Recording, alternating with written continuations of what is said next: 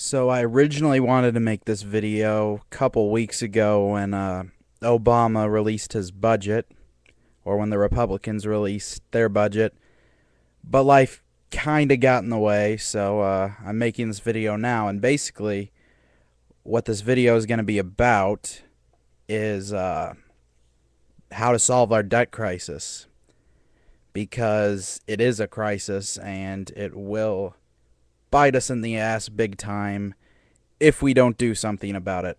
It's Some of the arguments against it are kind of dumb, like the once our debt becomes 100% of GDP, we're somehow screwed.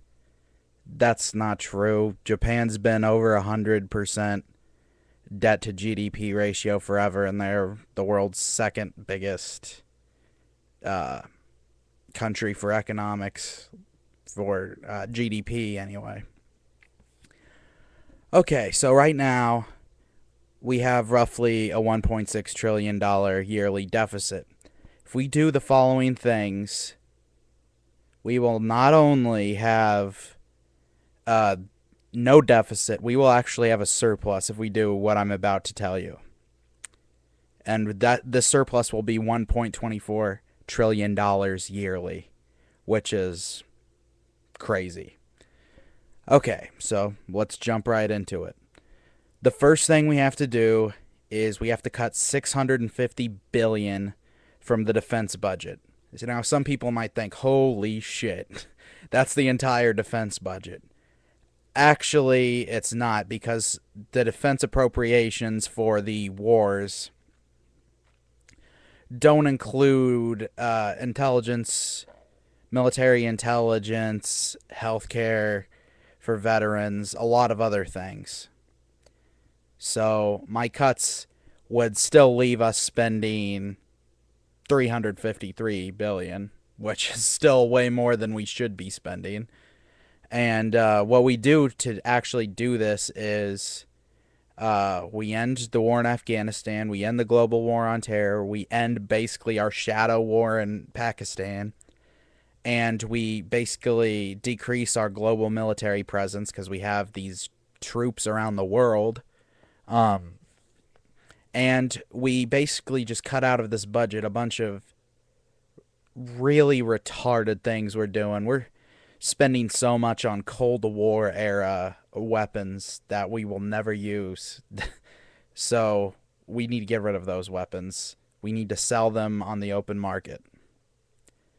Not all of them. I mean, we need to be guarded still, but we have enough to blow up the world quite a few times over. There's also basically $100 billion yearly that's in the black budget, which is developing shit that no one knows about.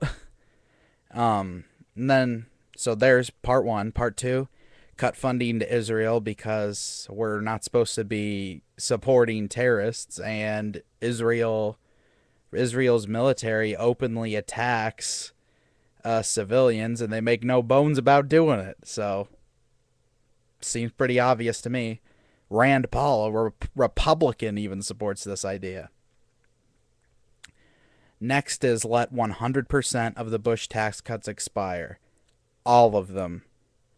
Even the ones for the middle class and the poorer people, because they're so small that they likely won't be felt. I mean, the tax cuts on the working classes were a really tiny part of the Bush tax cuts, and it would take it back to Clinton levels, which really weren't all that bad. Then lastly, I factored in healthcare reform because it saves us $121 billion yearly. And by the way, the Bush tax cuts, taking them away, saves us $170 billion yearly. Another thing is we eliminate the Medicare payroll tax cap, which would save us $100 billion annually. We tax people who make $250,000 the same as we tax somebody who makes $50 billion. That doesn't make any sense. That's not a progressive taxation system, which we have for the most part in every other tax policy we have as a country. So it's not exactly a radical idea when you look at the rest of our tax system.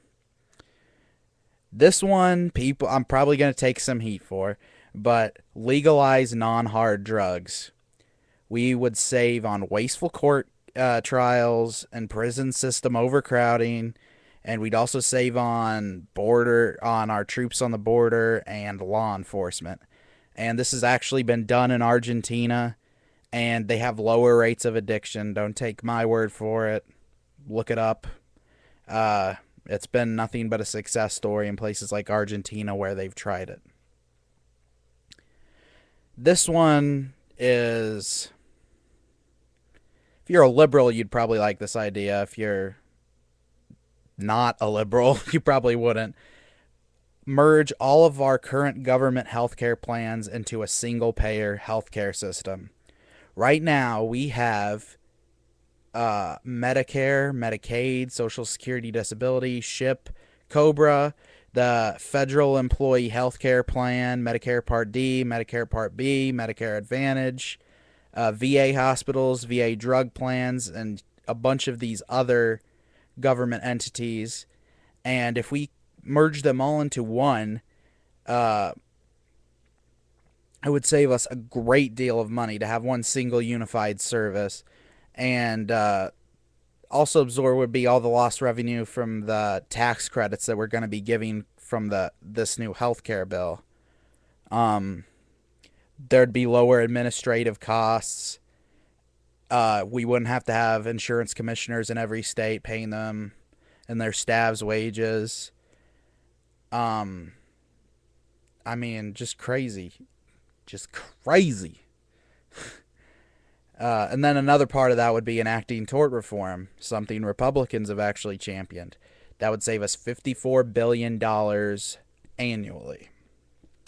And the next one is enacting a cap and trade system, which Republicans, some blue dog Democrats have railed against.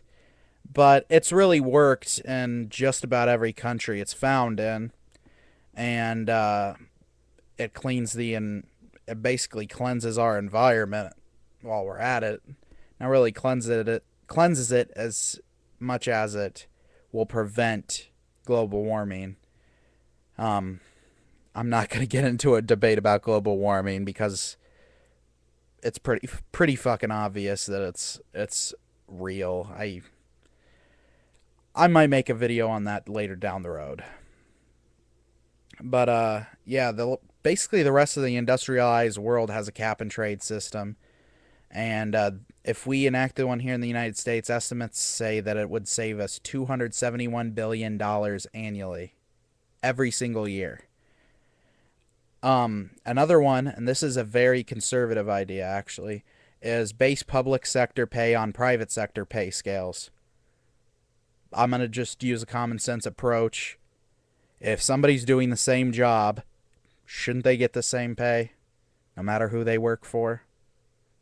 Seems pretty obvious to me. The next is a ban on earmarks, which is another basically conservative idea, although Obama's embraced this one. Instead of having earmarks, they'd have to be standalone bills, and it would take a lot longer, and estimates would say it would save us about $20 billion because people wouldn't be able to just slide things in there like they have been. For the record, I think a lot of earmarks are good. I just think that if they were their own bills and they're good, well, they'll become law, won't they? Another is tax religious institutions because it's kind of bullshit that they're tax exempt because they're basically political organizations in some respects. A lot of them are involved in political activism. Just ask anybody who goes to a church that, and they'll tell you that. Atheist organizations aren't tax exempt. So why should religious institutions be exempt? It's a bunch of bullshit. Another thing is stop giving subsidies to big oil. This was also brought up by Obama. We give $45 billion every single year to big oil. They're making record profits. They don't need the goddamn money. Another is put stricter rules on farm subsidies, which will save us 1.2 billion. We're giving some of these farm subsidies to these corporate farms who, oh man, those poor corporate farms. They're meant to help small-time farmers, give them a financial incentive to continue farming. That's a good thing. I have no problem with that. But why are we giving them to these corporate farms which are doing some shit that's borderline illegal? So put stricter rules on that. Save us $1.2 billion yearly.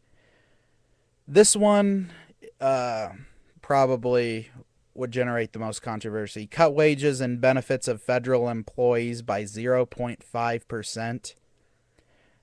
Okay, that's roughly 1/12 of what Governor Walker in Wisconsin's doing.